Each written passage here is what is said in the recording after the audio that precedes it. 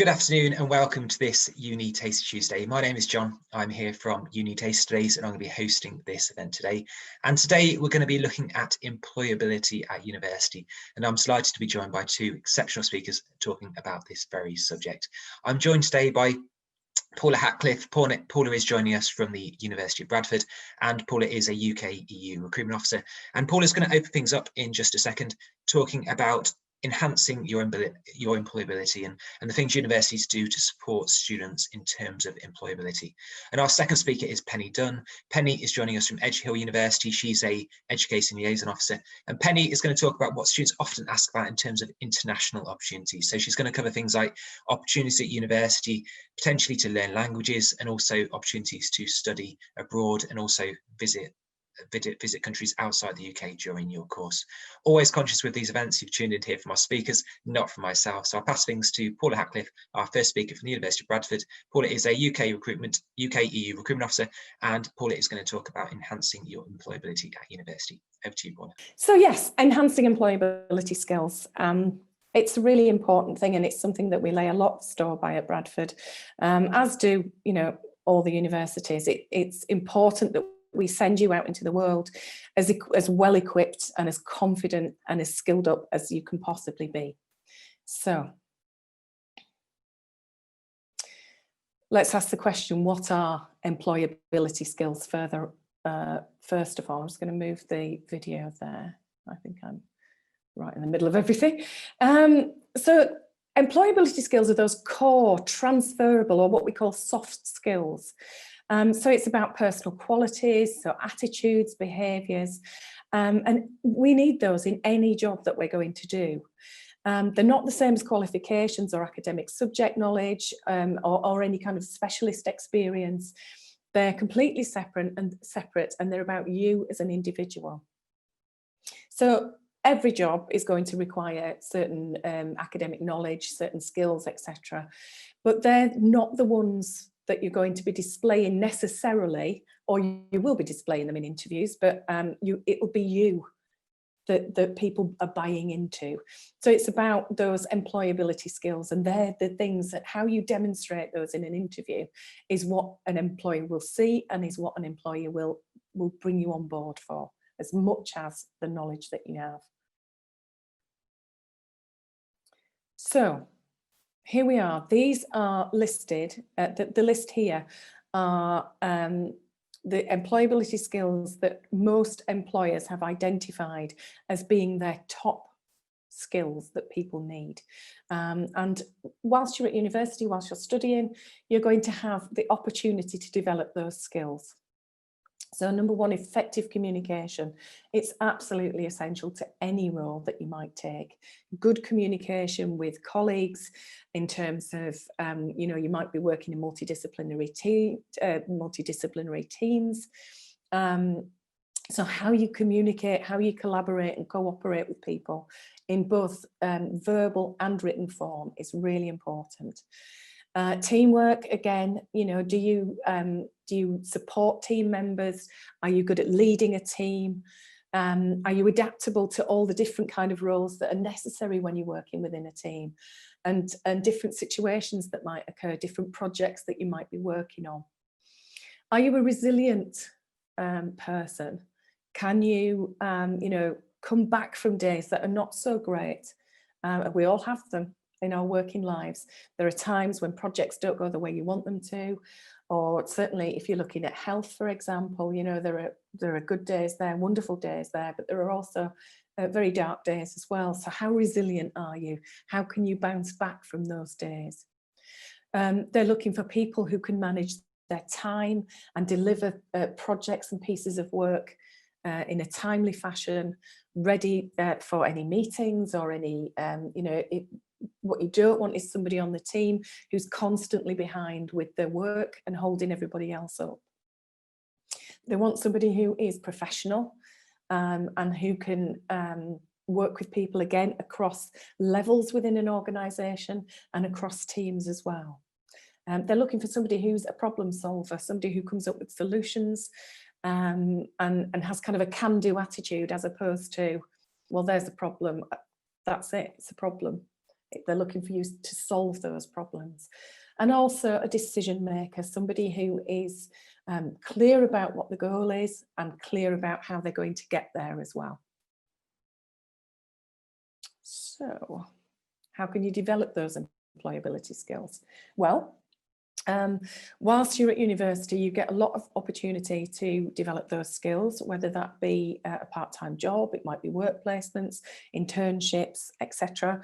It could be you know, that you have something that goes regularly with you right the way through. It might be that you do different placements in different areas. So it can supplement your income and develop those transferable skills for when you are a graduate and when you are going out into the world of work. It can increase your confidence, again, that resilience I was talking about, your commercial awareness as well. And if you're an international student, a part-time job can just give you a heads up on the community that you're living amongst as well. So work placements and internships, they can and do develop your professional and technical skills and give you an opportunity to see, if it's in the role that you're looking at or in the industry that you're looking at working in when you leave university, it gives you a really good eye-opener on or eye onto that area of work and those particular roles. Plus it gives you the opportunity as well to speak people who are in the roles that you're aiming to get to, and really get an on-the-ground experience. So sandwich placements, placement years or industrial placements happen whilst you're actually studying. And they're paid opportunities. They might last between 9 and 12 months and usually take place in your second or your final year of a degree. So internships can take place over the summer and they are 1 to 4 months generally. And what employers usually do is ask for second and third year students, just so they've got that bit more technical knowledge dependent on what the role is. You should expect in a placement to be paid at least the national minimum wage, if I can get my words out. And as a first year student thinking about maybe take a summer experience internship somewhere, and that will enhance your CV for when you're moving on and looking for the next placement. Okay, some top tips. So part-time work. The benefits of that are obviously you supplement your loan, you supplement your income as you're going through study. It enhances your CV, and we come back to those employability skills. It enhances those. You develop in confidence, you develop in teamwork, you develop in, you know, dependent on where you are, of course, you know, taking lead on situations. And it boosts your prospects for when you leave university, because you do come out at the other end so much more confident in your abilities. It gives you a chance to meet new people as well. Just at the University of Bradford, we've got contacts out in the community around us, as will other universities. Obviously they will do the same thing, but just in that instance, because we're a campus university with literally about 10 minutes to walk to get into the city centre, people can either work on campus or they can take part-time jobs in the city, and it's really easy. So you know, have a look at those are the kind of things you want to be thinking about as well. How close to a part-time job am I? How much is it going to cost me to get there? What can I you know, how long is it going to take me to get there? How many hours therefore can I do in a week? But taking a part-time work off campus means that you do get a chance to be part of that local community and have a different kind of social interaction as well. But do make sure that when you take a part-time job that you are balancing up your studies with the amount of work that you're doing. You don't want it to take away from your studies. You do want it to supplement obviously your experience and your income, but you don't want it to take away the time that you really, really need for your studies. So we recommend that you don't work more than 15 hours in a week during term time for that very reason. Just a note for any international students who might have a look at this. So international, those are not from the European Economic Area. countries or Switzerland, you actually cannot work more than 20 hours a week in term time or more than 10 hours per week for students who are doing the foundation courses. So unless that's obviously a sandwich placement, then those rules don't apply. But the penalties can be quite severe if you go over that. So just watch out for that, you know, just be aware of that. So the other thing is, where do I find a part-time job? Just a few examples for you here. Student ambassador roles, all universities have them, and we absolutely love our student ambassadors because you're so much closer generally to the experience of the people who are coming up into those first years that you can really, really connect with them. And it's an opportunity again for you to develop those transferable skills, those soft skills in communication, in collaboration. You get the opportunity to work alongside of the officers for the university and speak about your experience with people who are coming in. So it's a really supportive role. You also would be taking roles within open days and taster days, etc. And often we have what we call peer assisted learning, and I'm sure there's, you know, exactly the same, maybe titled differently in all the other universities as well, whereby you can support the students from the lower years with different skills in terms of presentation, in terms of you know, help just in terms of their work. If they're struggling with a module, they can sit down and have a chat with you. So student ambassador role really, really, as well as supporting other students, really develops your skills there as well. Part-time jobs fairs, great places to see employers and to have your CVs with you. And hand them out. Most universities have links, as I say, with local employers, so they can put you in touch there, particularly I think that events like jobs fairs, with great local employers who have an interest in what's happening within the university as well. And also there'll be exclusive vacancies on university jobs boards, so do look out for those opportunities there. It's really important that you have an effective CV. So your university, your careers department at an employability department at your universities will be able to help you to write a really good CV. So why do we need them in this day and age? Why do we need them? Well, they are often requested as part of the application process. And if you're wanting to make speculative inquiries to an organisation, you'll need one. Because, you know, why are they going to speak to you just on an email or whatever? It's good that they can see who you are, they can see what your experiences is, they can see what your goals are before actually speaking to you. So that's really helpful. If you're going through a recruitment agency, again, they will usually ask for a CV. And uploading your CV to jobs websites is great because, again, recruiters can have a look at that before they either approach you or approach them or place an ad. And we do offer, recommend that you offer people at the careers fairs, etc., your CV. It shows that you're preparing yourself for that next step.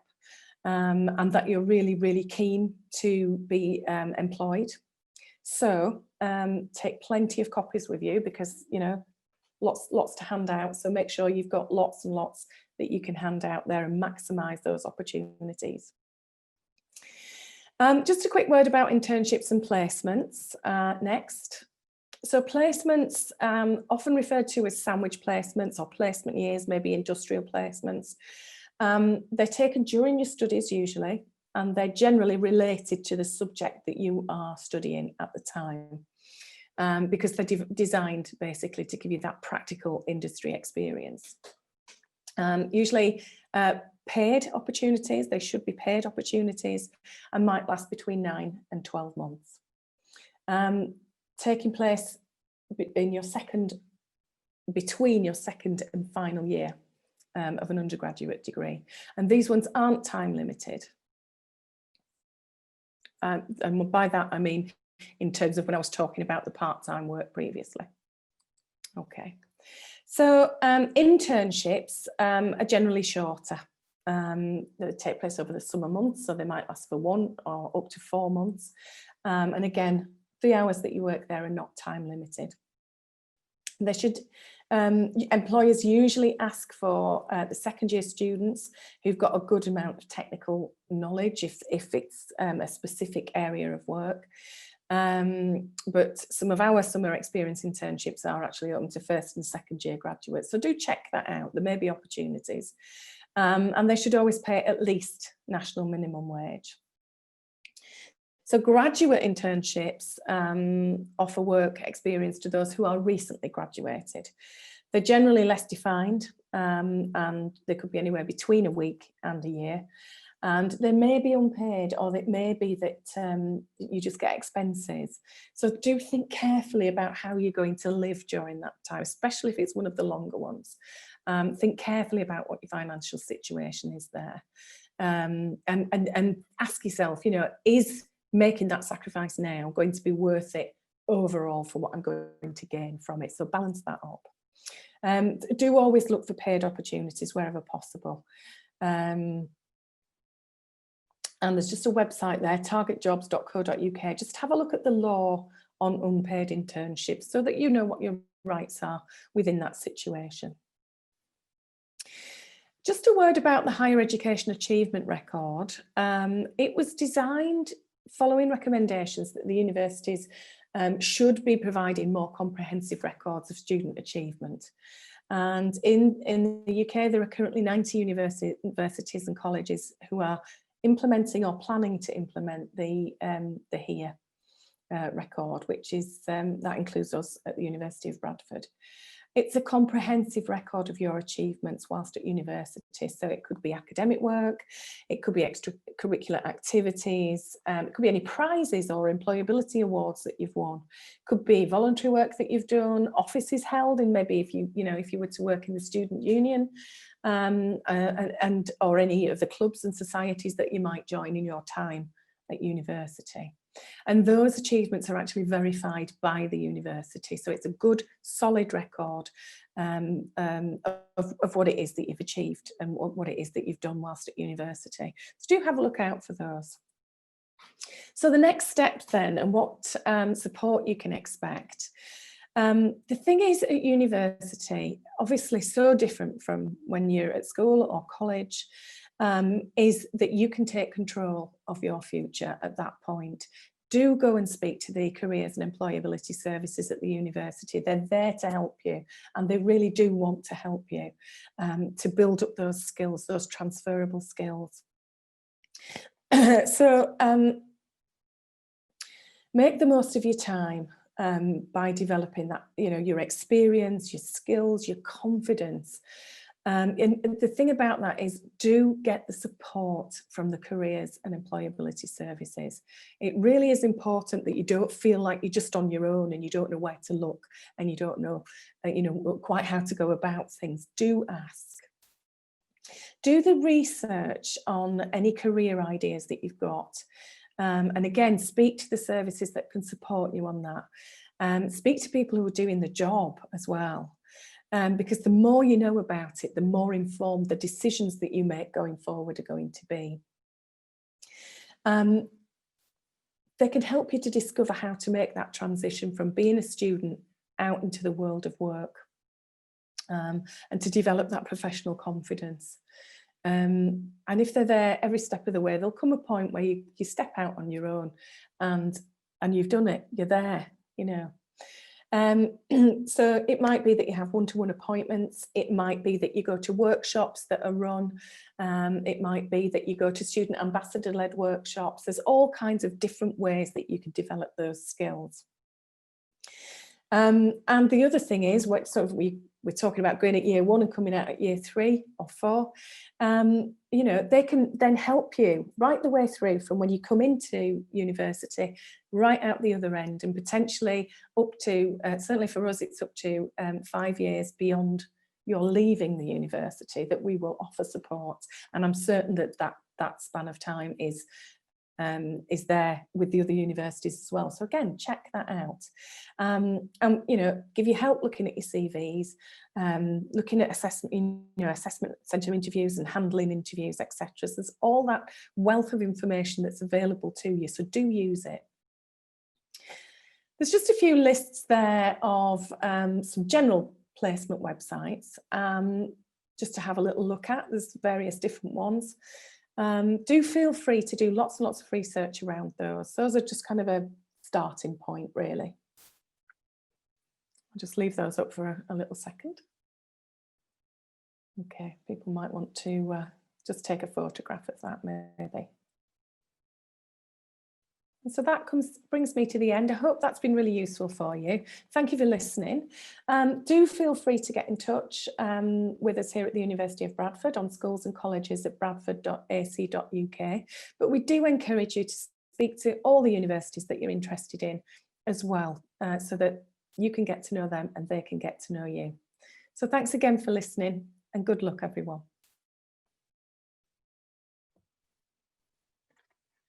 Thank you very much, Paula. A brilliant introduction to welcome. employability. Really, really appreciate that. And some great tips there. I love the tips about getting part-time work or looking for part-time work.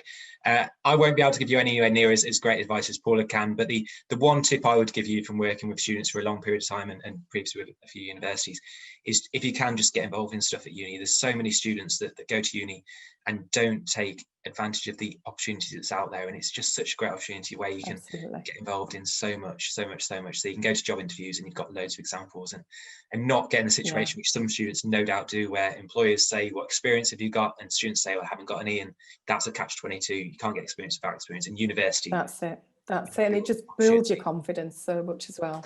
Thanks, Paula. Yeah, really grateful for that. Okay. So our next speaker today is Penny Dunne. Penny is joining us from Edge Hill University, and Penny is an Education Liaison Officer. And Penny's going to talk about some really exciting stuff, some international opportunities. So the things that you can get involved in as a bonus to the course. So it might be learning languages, it might be traveling to different countries, it might actually be learning abroad as well. And this is brilliant. It's something that students often don't even know about. So it's great that Penny's going to cover it today. So over to you, Penny. Hi John, thanks for the introduction. So as John said, my name's Penny. I work at Edge Hill University as an Education Liaison Officer, and I'm here today to talk to you, just building on from what Paul has said, really about how you can enhance your employability whilst you're at university. So I think the first couple of slides that we'll talk about today will be all around actually studying abroad and learning a language. So they're going to be the two areas that we focused on today. So what actually is employability? So Paula mentioned this earlier, but it's skills, knowledge and personal attributes that make you more employable, really. And it's really important that you think about your employability early on, because it can help you be successful across your full working life. So for you guys listening now, you might be in school or college and you might be thinking, why are we talking about employability so early on? I'm not even at university yet. But it is really important because, as we've already mentioned, studying at uni can give you an advantage because you've got a qualification, so you've got a degree that allows you to apply to things like graduate jobs. There's certain jobs where you have to be a graduate from a university to apply to. But often, even though you've gone to university and you've got this degree qualification, you're competing against lots of other people and you're competing against other graduates for the same sort of jobs. And so it is really important to think about how you'll stand out against other people graduating in the same year as you. And this High Flyers report has actually quoted that many employers are placing an increasing importance on your experience. So things we've mentioned earlier, so your experience at university and what you've done with your time is just as important as the degree that you come away with and the grade that you get. So some of the ways you might consider enhancing your employability is by studying abroad. Studying abroad is really exciting, really. It gives you a chance to experience new countries and a different culture. And there's often different types of study abroad opportunities available at universities. So universities tend to split their study abroad options into international study, where you go anywhere outside of Europe, or lots of universities have a programme called ERASMUS, which is a study abroad opportunity in Europe.